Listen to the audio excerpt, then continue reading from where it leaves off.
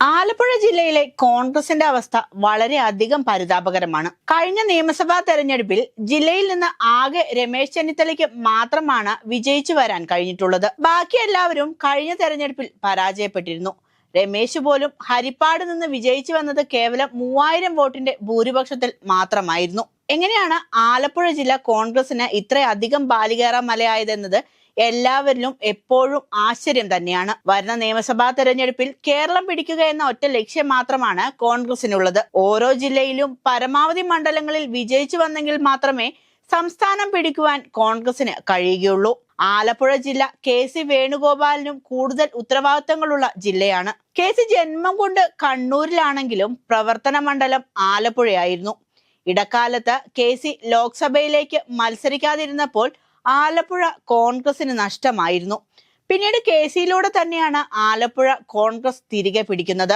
ലോക്സഭയിലെ വേണുഗോപാലിന്റെ വിജയം ഗംഭീര വിജയമായി കോൺഗ്രസ് കണക്കാക്കുന്നുണ്ടെങ്കിലും BJP നടത്തിയ അപ്രതീക്ഷിത മുന്നേറ്റത്തിൽ ചിലത് ആശങ്കകൾ ഉണ്ടെന്നത് യാഥാർത്ഥ്യമാണ്.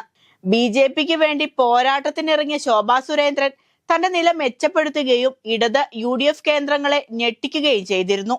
അടിസ്ഥാന വർഗ ജനത കൂടുതലുള്ള ജില്ലകളിൽ ഒന്നാണ് ആലപ്പുഴ. സ്വാഭാവികമായും ആലപ്പുഴയുടെ ചരിത്രം എടുത്തു പരിശോധിച്ചാൽ കർഷക മുന്നേറ്റങ്ങളുടെയും തൊഴിലാളി സമരങ്ങളുടെയും ചരിത്രവും പാരമ്പര്യവും നമുക്ക് കാണാം. ആ ചരിത്രത്തിന്റെ ഏടുകളിൽ കമ്മ്യൂണിസ്റ്റ് പാർട്ടി നടത്തിയ ഐതിഹാസികമായ മുന്നേറ്റങ്ങൾ ആ ജനതയുടെ മനസ്സിൽ ഇപ്പോഴുമുണ്ട്. ആ ജനത ഏറെക്കുറെ ഇന്നും കമ്മ്യൂണിസ്റ്റ് പാർട്ടിക്കൊപ്പം തന്നെയാണ്. അപ്പോഴും കാലാകാലങ്ങളായി CPMന് ലഭിച്ചുകൊണ്ടിരിക്കുന്ന ഈഴവ വോട്ടുകളിൽ വിള്ളൽ വീണു എന്നത് മറ്റൊരു യാഥാർത്ഥ്യമാണ്. CPMന് നഷ്ടമായ ഈഴവ വോട്ടുകൾ സ്വാഭാവികമായും വന്നു ചേർന്നിരിക്കുന്നത് BJPയിലേക്കാണ് എന്നത് കഴിഞ്ഞ ലോക്സഭാ തെരഞ്ഞെടുപ്പ് കാലത്തും നാം കണ്ടതാണ്. എന്നാൽ ഇപ്പോൾ SNDP യോഗം ജനറൽ സെക്രട്ടറി വെള്ളാപ്പള്ളി നടേശൻ ഏറെക്കുറെ സർക്കാരിനൊപ്പം തന്നെയാണ്. മുഖ്യമന്ത്രി പിണറായി വിജയനെ നിരവധി തവണ പ്രകീർത്തിച്ച് അദ്ദേഹം രംഗത്ത് വന്നിരുന്നു. മാത്രവുമല്ല, പ്രതിപക്ഷ നേതാവ് VD സതീശനെ വെള്ളാപ്പള്ളിക്ക് കണ്ണിൽ കണ്ടുകൂടാ എന്ന സ്ഥിതിയാണ്. കോൺഗ്രസ് പാർട്ടിയോടും അതിന്റെ ചില സമീപനങ്ങളോടും വെള്ളാപ്പള്ളിക്ക് വിരുദ്ധ അഭിപ്രായങ്ങളാണ് ഇപ്പോഴുള്ളത്. വെള്ളാപ്പള്ളിയുടെ ഇന്നത്തെ അഭിപ്രായം നാളെ മാറുമോ എന്നത് അദ്ദേഹത്തിന് മാത്രം അറിയുന്ന കാര്യമാണ്. അതിലൊന്നും ഞങ്ങൾ അഭിപ്രായം പറയുന്നില്ല.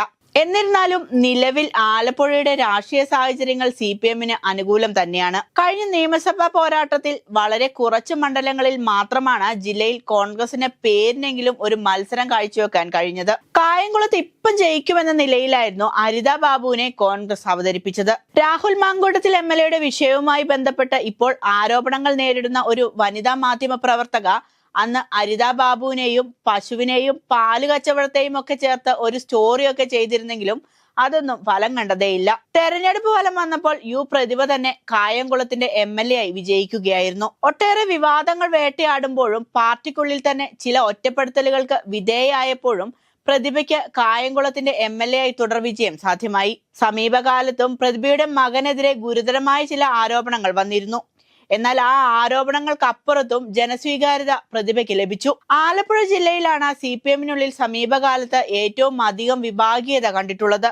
പ്രധാനമായും മുൻമന്ത്രി G സുധാകരൻ ഉയർത്തിക്കൊണ്ടുവന്ന വിവാദങ്ങളും വിഭാഗീയതയും എല്ലാവർക്കും അറിയുന്നതാണല്ലോ. കായംകുളത്തും MLAയുമായി പ്രാദേശിക നേതൃത്വത്തിന് ഉൾപ്പെടെ ചില അസ്വാരസ്യങ്ങളുണ്ട്. ഈ അവസരത്തിലാണ് ആലപ്പുഴയിൽ നിന്ന് മുഖമെനിക്കുവാനുള്ള പരിശ്രമം നടത്തുന്ന കോൺഗ്രസ് പ്രതിഭയെ ഇങ്ങോട്ട് വലിക്കുവാൻ ശ്രമിക്കുന്നത്. ദിവസങ്ങൾക്ക് മുൻപ് കായംകുളത്ത് യൂത്ത് കോൺഗ്രസ് നിയോജക മണ്ഡലം കമ്മിറ്റി നടത്തിയ ഓണാഘോഷത്തിൽ പ്രതിഭ പങ്കെടുത്തിരുന്നു. ഇത് കോൺഗ്രസിലേക്ക് പ്രതിഭ അതിവേഗത്തിൽ അടുക്കുന്നു എന്നതിന്റെ സൂചനയാണെന്നാണ് ചിലർ പറയുന്നത്.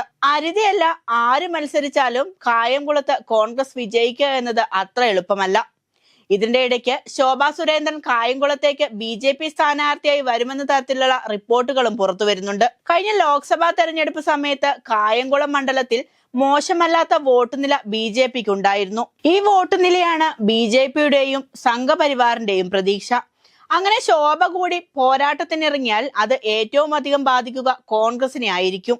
ഈ സാഹചര്യത്തിലാണ് CPMന്റെ നിലവിലെ MLAയെ തങ്ങളുടെ പാളയത്തിലേക്ക് കൊണ്ടുവന്ന് സ്ഥാനാർത്ഥിയാക്കുവാൻ കോൺഗ്രസ് പരിശ്രമിക്കുന്നത്. എത്രയും വേഗം തന്നെ പ്രതിഭ CPM വിട്ട് കോൺഗ്രസിലേക്ക് ചേക്കേറുമെന്നത് സമൂഹ മാധ്യമങ്ങളിലെയും മറ്റും ചർച്ചയാണ്.